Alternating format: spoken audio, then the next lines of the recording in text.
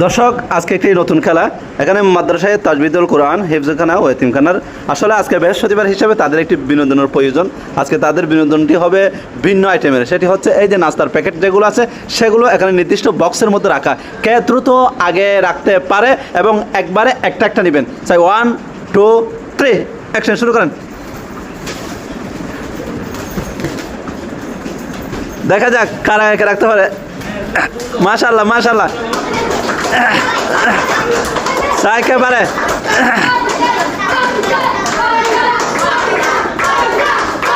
বাহিরে রাখলে হবে না, বাহিরে রাখলে হবে না, বাহিরে বাহিরে হবে না।